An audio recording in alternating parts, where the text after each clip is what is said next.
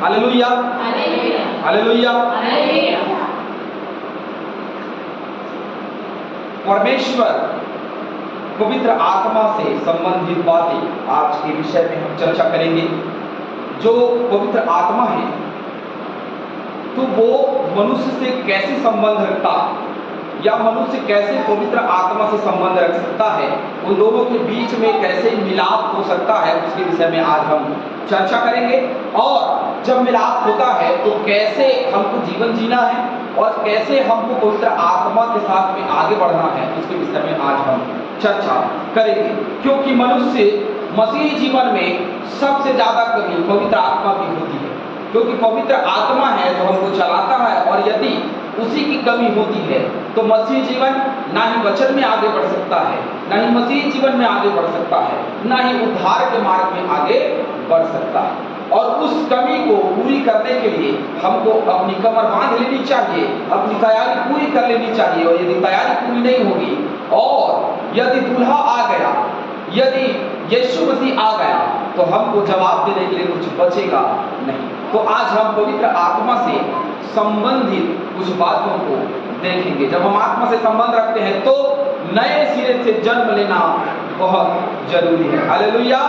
जब हम पवित्र आत्मा से संबंध रखते हैं तो नए सिरे से जन्म लेना बहुत जरूरी है। यूहन्ना 3 उसका 3 और पहले यूहन्ना 3 का 3 पढ़िए। यीशु ने उसको उत्तर दिया, मैं तुमसे सच कहता हूँ, यदि कोई नए सिरे से न जन्मे तो परमेश्वर का राज्य देख नहीं सकता। जो नए सिरे से जन्म ना ले वो परमेश्वर का राज्य नहीं देख सकता। पहला पतरस 1:23 पढ़िए।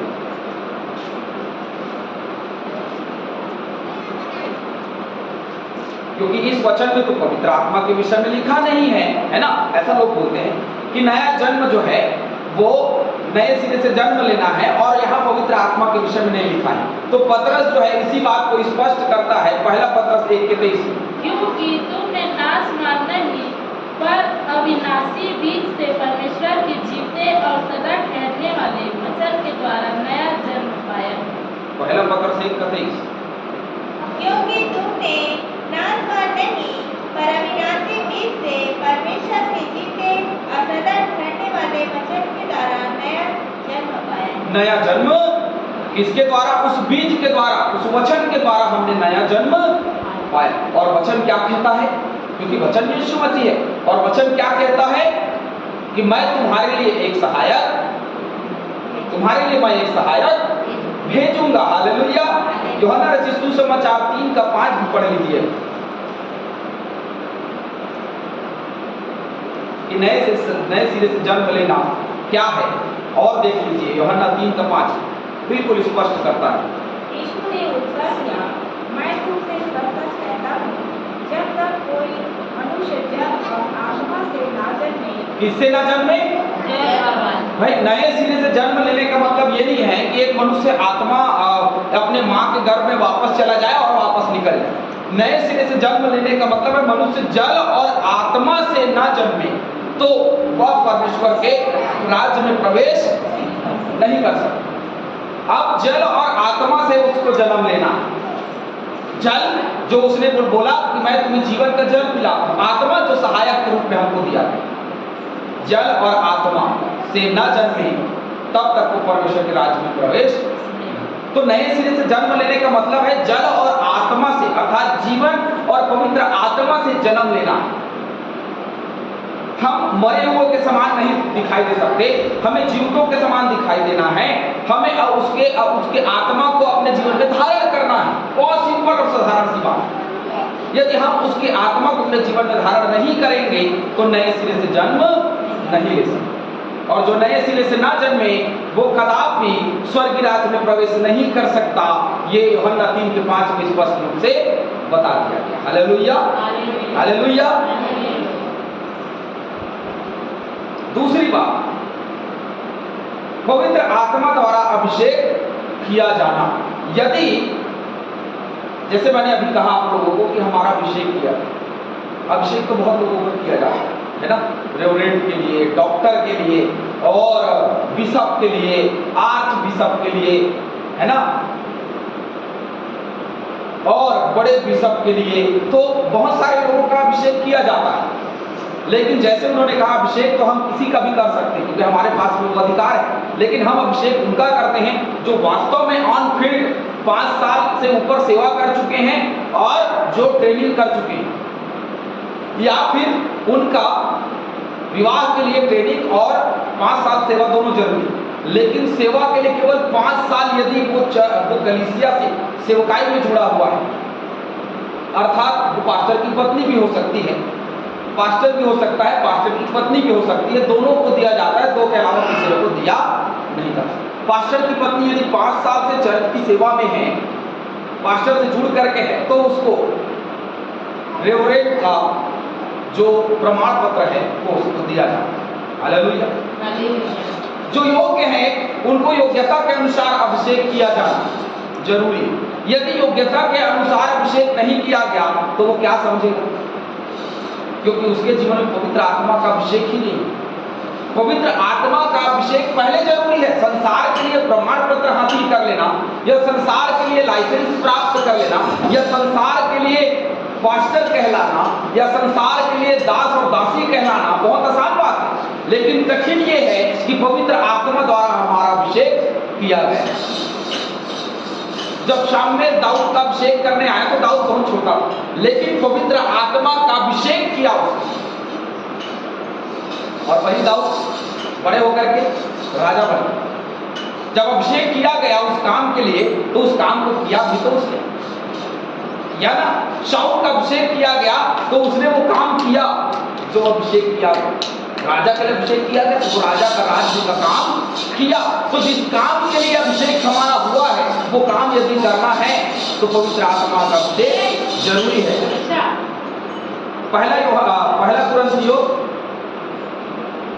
यूहन्ना 2:27 पढ़िए। पहला यूहन्ना 2:27।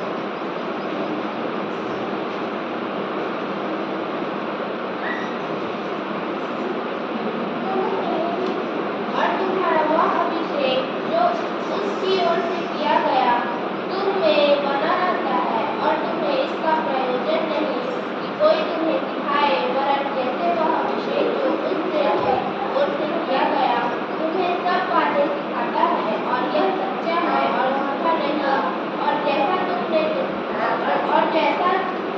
तुमसे सिखाया है वैसे ही तुम उसमें बने रहो। वैसे ही तुम उसमें क्या रहो, बने रहो। मतलब उस अभिषेक को जो यीशु मसीह ने किया हमारा, और उसने कहा मैं तुम्हारे लिए सहायक भेजूंगा, उसका अभिषेक हमारे जीवन में हुआ।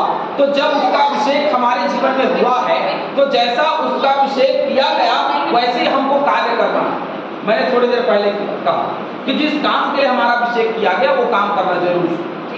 यदि खजांची के लिए हमारा अभिषेक किया गया तो वो काम करना जरूरी है। यदि सभापति के लिए हमारा अभिषेक किया गया तो उसका कार्य करना जरूरी है। तो जिस काम के लिए हमारा अभिषेक किया गया, क्योंकि पवित्र आत्मा कभी उल्टा नहीं ले जाता, हमको सीधा ले जाता है। जिस काम के लिए पवित्र आत्मा हमको अभिषेक करता है, जिस काम के लिए पवित्र आत्मा हमको सिखाता और बढ़ाता है, हम उसी काम को निरंतर करते हैं। हमारा संबंध एक अभिषिक्त जन के अनुसार पवित्र आत्मा से होना चाहिए। यदि पवित्र आत्मा से हमारा अभिषेक नहीं किया गया तो पवित्र आत्मा से हमारा संबंध कभी जुड़ नहीं पाए। हालेलुया। और यदि हमारा संबंध पवित्र आत्मा से जुड़ा हुआ है तो हम अभिषिक्त हैं। हमें किसी की आवश्यकता नहीं है, हमें किसी की जरूरत नहीं है। हमारा कह देना और हमारा प्रार्थना कर देना ही काफी होता है, लेकिन पवित्र आत्मा का अभिषेक हमारे जीवन में होना चाहिए। यूहन्ना रचित सुसमाचार 14:26 पढ़िए। यूहन्ना 14:26।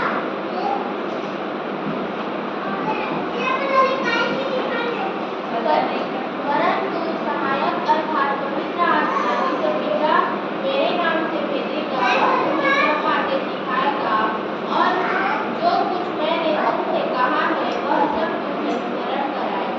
वह सब तुम्हें क्या कराएगा? वो वही बातें सिखाएगा जो मैंने दिया, वही बातें सिखाएगा जो मैंने जिंदगी में तुम्हारे बीच में बोया है, और वही स्मरण कराएगा जो परमेश्वर का वचन है। भाई स्मरण हमारी संसारिक बातें नहीं आएंगी, स्मरण हमारा मान स्वाभिमान नहीं आएगा। स्मरण केवल और केवल उसके काम आएंगे। हालेलुया। जो धर्मराज का खोज करेगा, है ना, यदि हम धर्मराज का खोज नहीं करते, उसके धर्म राज्य का खोज नहीं करेगा, तो हमको क्या मिलेगा? उसके धर्म राज्य का खोज करना, उसके खोजी बन जाना है। जब हम उसके खोजी बन जाते हैं, तब हमारा संबंध पवित्र आत्मा के अभिषेक से जुड़ जाता है। बच्चे लोग बैठ जाओ, सब बच्चे बैठ जाओ। तीसरी बात, जैसे कि पहला कुरिन्थियों 6:19 में लिखा है, क्या तुम नहीं जानते कि तुम्हारी देह पवित्र आत्मा का मंदिर है जो तुम में बसा हुआ है? तीसरी बात, यदि हमारा संबंध पवित्र आत्मा से है तो हमारा मन, हमारा हृदय जो है उसका क्या है? मंदिर। हालेलुया। क्या है? मंदिर है। और यदि उससे नहीं जुड़ा है तो पवित्र आत्मा का मंदिर नहीं। तो पवित्र आत्मा का मंदिर, अब मंदिर का मतलब क्या समझते हैं भाई? देखिए, मंदिर बनाया जाता है, हमने मंदिर बनाया, उसको मंदिर ही कहते हैं। सरल शब्द भाषा में, संविधान के हिसाब से इसको मंदिर कहा जाता है। तो ये मंदिर हमने बनाया, किस लिए बनाया? कि हम यीशु मसीह की उपासना, किसी और की उपासना करने के लिए हमने ये मंदिर बनाया, दुष्ट आत्माओं की उपासना करने के लिए मंदिर बनाया, किसकी? यीशु मसीह की उपासना करने के लिए हमने ये मंदिर। तो पवित्र आत्मा का यदि मंदिर है हमारा हृदय, तो दूसरे का स्थान इसमें नहीं होना चाहिए।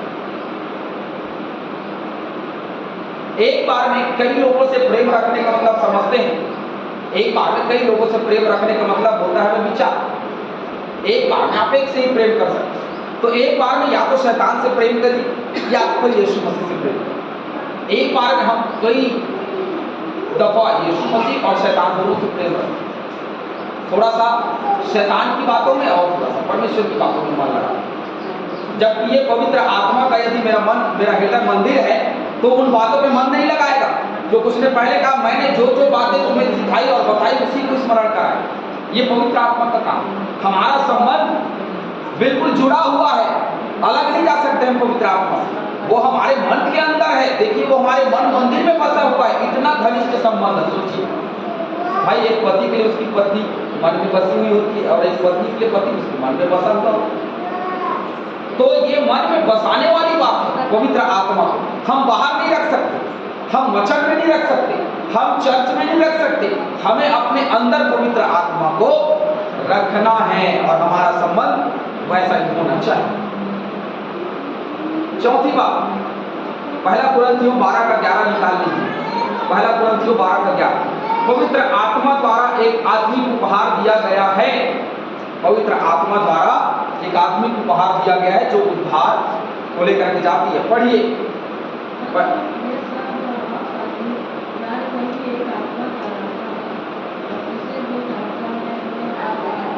देखिए, आत्मा जो है ना, वो काम कराता है। आत्मा जो है वो आत्मिक उपहार देकर के काम कराता है। कई लोगों से भलाई का काम, कई लोगों से दान का काम, कई लोगों से सेवा का काम, कई लोगों से महिमा का काम, कई लोगों को वाद्य यंत्र देने का काम।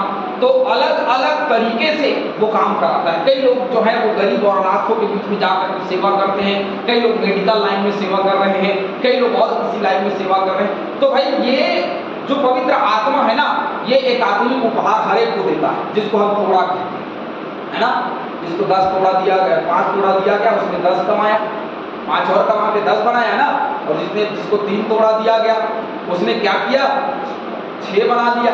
और जिसको 1 तोड़ा दिया गया, उसने क्या किया? मिट्टी में खोद करके गड़ा दिया, है ना।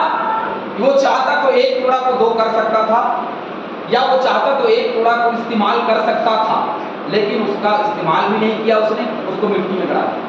आज कितने लोग हैं जो अपने तोड़ों को मिट्टी में गड़ा देते हैं। आज मैंने बहुत सारे मसीही गायक और गायिकाओं को देखा है जिनको तोड़ा दिया गया और वो हिंदी गाना गा रहे हैं, लेकिन मसीह यीशु के गाना गाने में उनको कोई इंटरेस्ट नहीं है, क्योंकि मसीह यीशु के गाना गाने में उनको पैसा नहीं मिलता। तो वो क्या करते? हिंदी गाना गाते। तो वो कहाँ गड़ा रहे हैं? अपने तोड़े को कहाँ गड़ा रहे हैं? मिट्टी। परमेश्वर ने उनको एक कला दिया, एक तोड़ा दिया कि तुम मसीह यीशु की महिमा कर, और वो क्या कर रहे हैं? अपने तोड़े को मिट्टी में गड़ा।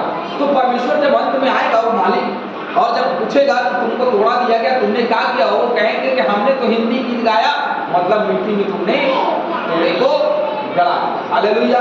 आज बजाने का बहुत लोगों को दिया गया, तो आज लोग बजा रहे हैं तो दुष्ट आत्मा के लिए बजा रहे हैं। कितने लोग हैं जो अच्छे गिटार बजाते, कितने अच्छे लोग हैं जो आर्गन बजाते। मैं सोचता हूँ मसीहियों से अच्छा आर्गन कोई बजा ही नहीं सकता।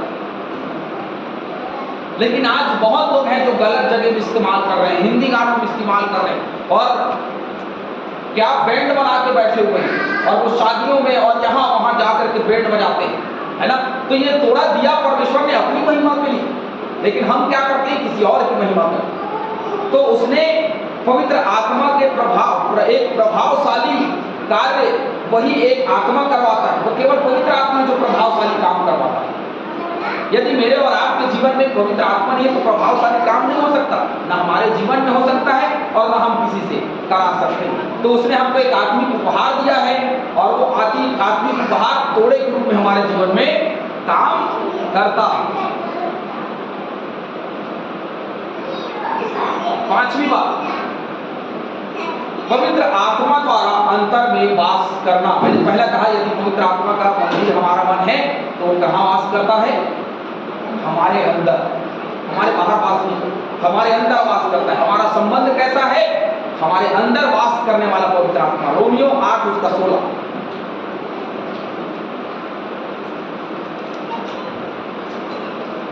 आत्मा आप ही हमारी आत्मा के साथ गवाही देता है कि हम परमेश्वर की औलाद।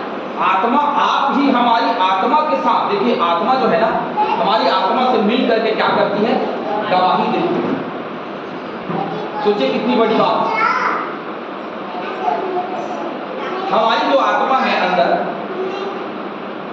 हमारी आत्मा जो है वो पवित्र आत्मा से मेल खाती है, मेल मिलाप होता है और वो क्या कराती है?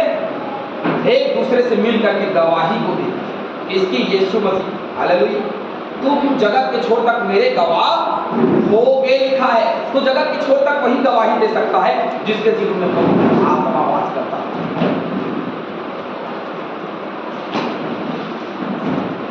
ये वचन जो है ना सीधा सीधा बात करता है। जिसके जीवन में पवित्र आत्मा है वो मसीह यीशु का है और जिसके जीवन में पवित्र आत्मा नहीं वो मसीह यीशु का नहीं। जो पवित्र आत्मा पाया हुआ है या पवित्र आत्मा जिसके जीवन में है वो नए सिरे से जन्म ले चुका है। पवित्र आत्मा द्वारा उसका अभिषेक किया गया है। उसके जीवन में मंदिर किसका बना हुआ है? पवित्र आत्मा का। और उसको आत्मिक तोड़ा मिला है पवित्र आत्मा के द्वारा और पवित्र आत्मा उसके अंदर वास करता है। हालेलुया। अंतिम बात देखेंगे, पवित्र आत्मा द्वारा छाप लगाई गई। इफिसियों 1:3।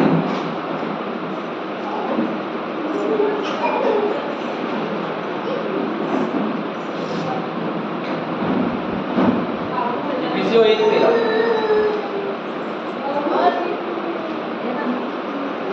हाँ,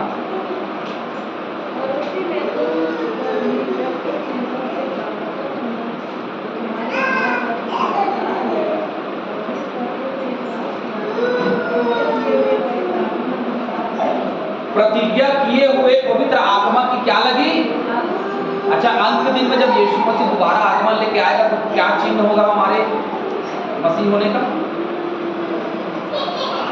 क्या चिन्ह होगा? एक छाप दिया जाएगा और छाप की मुहर ही एक चिन्ह होगा। मुहर ही एक चिन्ह होगा जो हमारे माथे पे लगाया जाएगा। मुहर ही एक चिन्ह होगा, एक छाप होगी जो स्वर्ग की ओर ले जाएगी, है ना। हमको छोड़ा जाएगा, नहीं तो हमको काट डाला, हमको आग में छोड़ दिया जाएगा। लेकिन बचना है तो वो छाप हमारे जीवन में होगी। तो कौन सी छाप दी है परमेश्वर ने हमको? प्रतिज्ञा करके पवित्र आत्मा की छाप। तुझे अकेला ना छोड़ूं, तेरे लिए एक मदद कर, तुझे अकेला नहीं छोड़ूं, तेरे लिए एक मददगार है जो तुम्हारे जीवन के लिए क्या होगा? कितना जुड़ा हुआ है पवित्र आत्मा हमारे जीवन से। क्या हमें पवित्र आत्मा का अभिषेक मिला? कई लोग पवित्र आत्मा के अभिषेक को अन्य भाषा से जोड़ते हैं। ये एक शुरुआती पहल है जो ये बताती है कि पवित्र आत्मा उतरी है ना।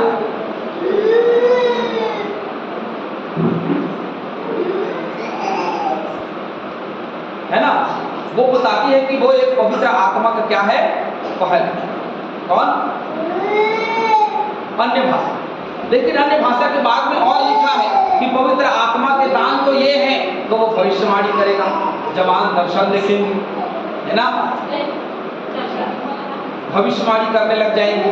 तो सारी चीजें जो है वो सीधी सीधी बता दी गई आपको। वचन प्रचार करेगा, भविष्यवाणी करेगा, दर्शन देखेगा और सेवा का काम करेगा, अपने तोड़े को बढ़ाएगा। तो पवित्र आत्मा जब आता है तो मसीह यीशु के काम बढ़ने लगते हैं, मसीह यीशु के काम को हमारे जीवन में होने लगते हैं।